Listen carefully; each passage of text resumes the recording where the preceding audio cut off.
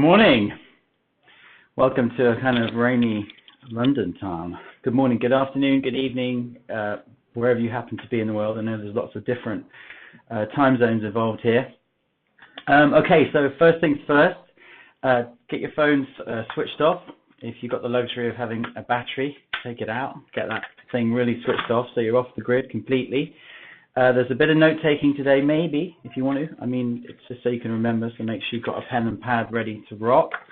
Also, headphones are better than the speakers on the computer because it kind of brings you into the guided stuff much more easily, and it's much more, easier to focus.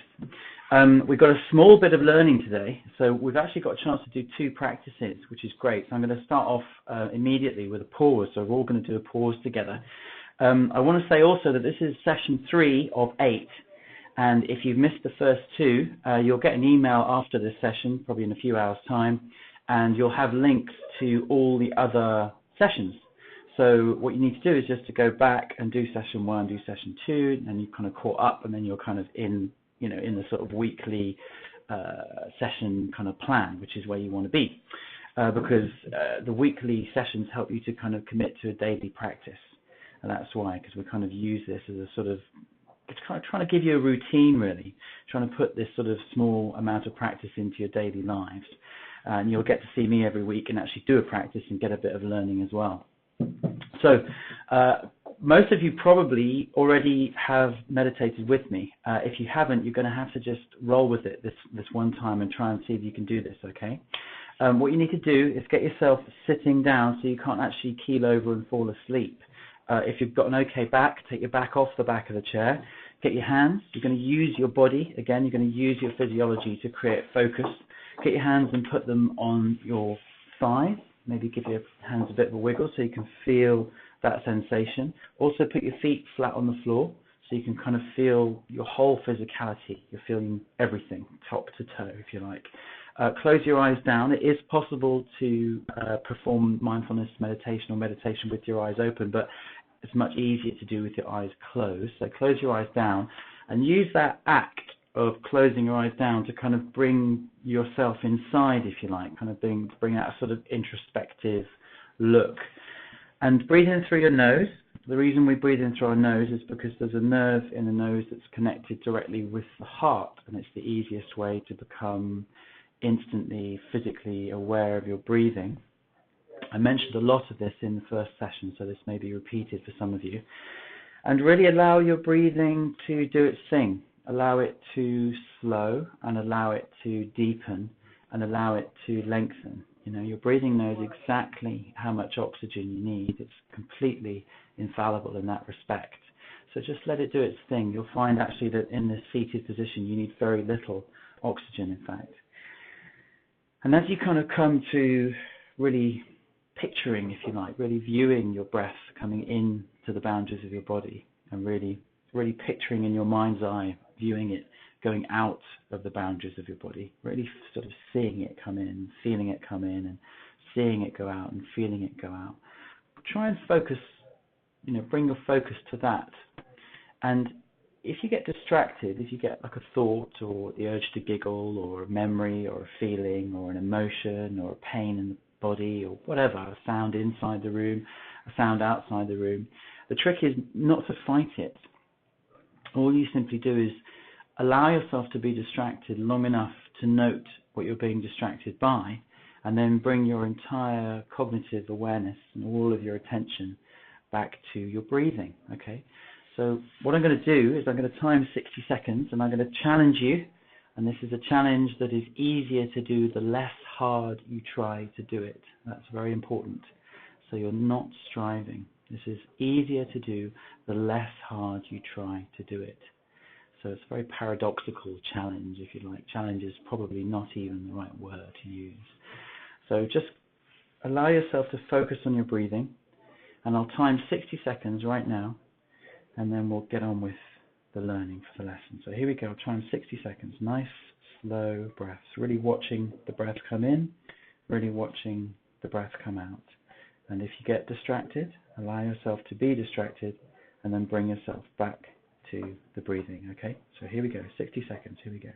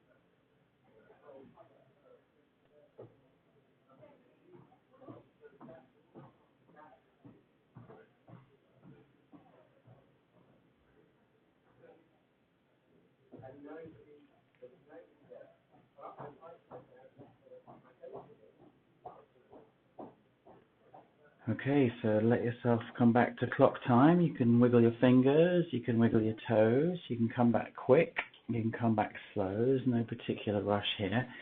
In fact, if you ever see me, you should know instantly that there's no rush. You've definitely got 15 minutes completely free with me, which is great. So I'm not going to talk too much about what just happened. There are probably three kinds of people, as I mentioned in the first session: those whose minds were impossibly busy, lots and lots of thoughts coming in, very hard to focus on the breathing; those who actually found it rather easy, rather simple, and those who were somewhere in between. They got distracted and they were bringing themselves back. But remember that it is a myth that meditation is this sort of constant state of singular focus. It is also the act of bringing yourself back to focus. Okay, so that's very important. There's no such thing as a fail in this. All right, that's very important. So let's get on with this little bit of learning here. I'm going to talk about the triune brain, the idea that the brain splits nicely into three parts, which is a sort of accepted neurological philosophy about the brain. The reason this is interesting for us is because it relates to bringing our contemplative side to challenges. The first piece of the brain is also known as the basal ganglia, is what they call the reptilian brain. And this is responsible for things like your body temperature, your heart rate, and your breathing. The principle I want to outline today is that it responds very rapidly. It sits directly on your spinal column, and it responds very, very quickly. It's rapid. Okay. The second piece of the brain, often known as the Mammalian cortex, also the Limbic Brain, is also very rapid. It also responds very quickly. I'd like to define it as, it sort of remembers what you like and what you don't like. I often say it's, can I eat it? Can I have sex with it? Will it kill me? Okay, so those sort of things is what it's responsible for. But principally today I want us to focus on the fact that it is also quite rapid. Okay, that's the other thing, it's also quite rapid. And the last piece, the neocortex, is that piece you think of when you see a picture of the brain in your head. It's that kind of big wrinkly thing. It uses 85% of the energy, of the total energy that the brain uses. But the principal concept I want to say today about it is that it is slower. It operates more slowly than the rest of the brain.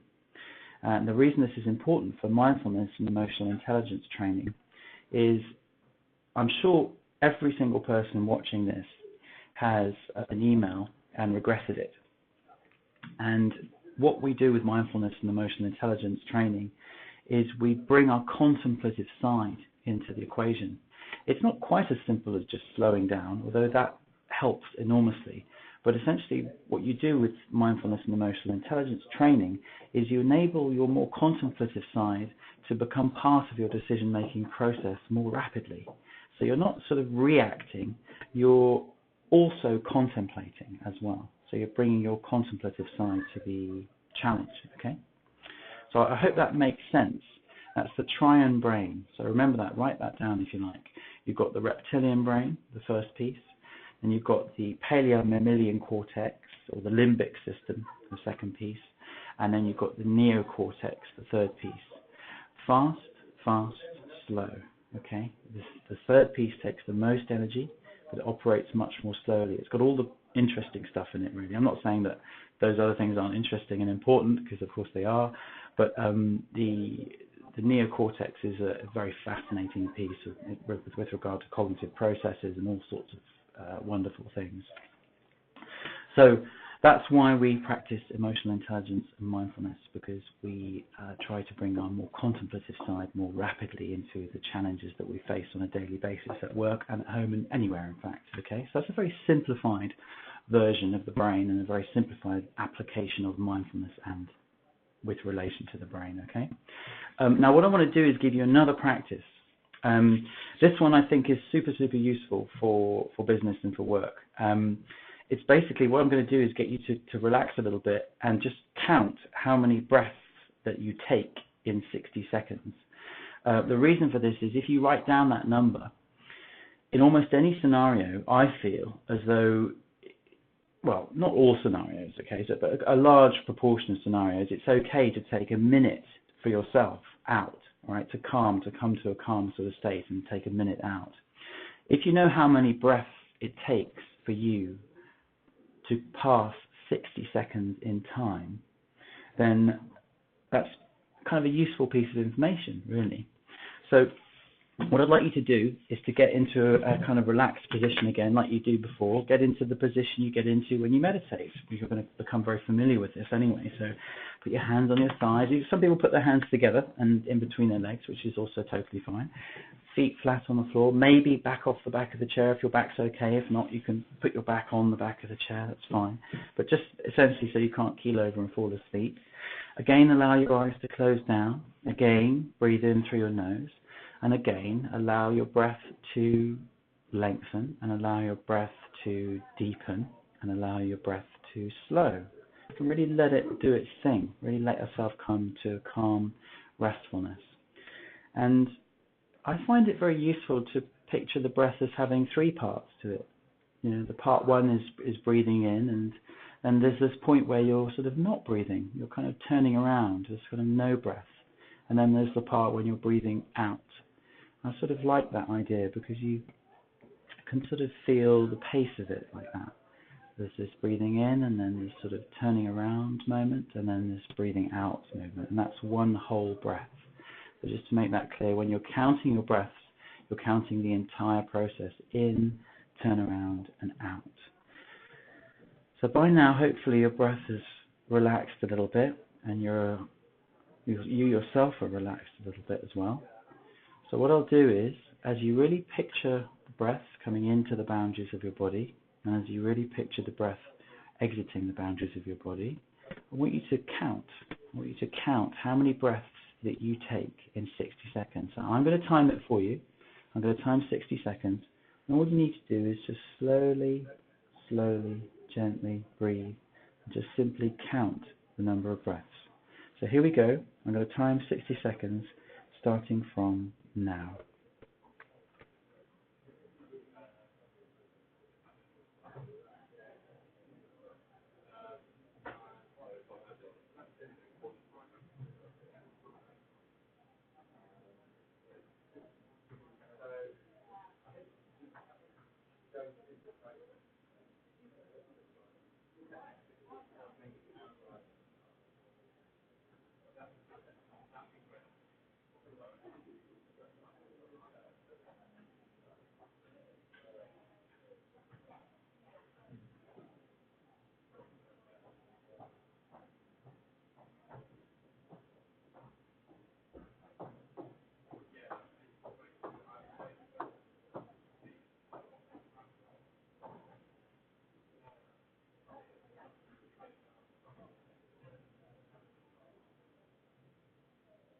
Okay, count your last breath now, and that's 60 seconds. So this is your final breath.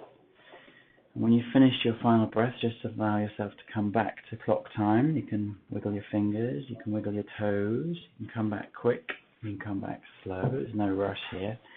And get that number, either write it down or remember it, and that gives you precisely the number of breaths it takes you to absent yourself from clock time for just 60 seconds, so you can kind of find a nice, paused, calm, relaxed moment.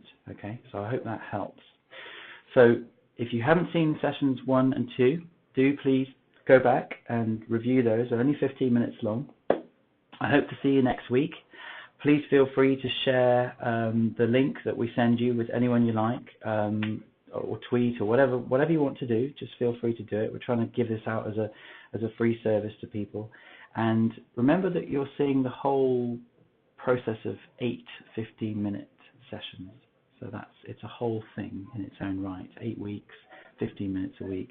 And hopefully during that time you'll develop some sort of routine to get you into some sort of daily practice.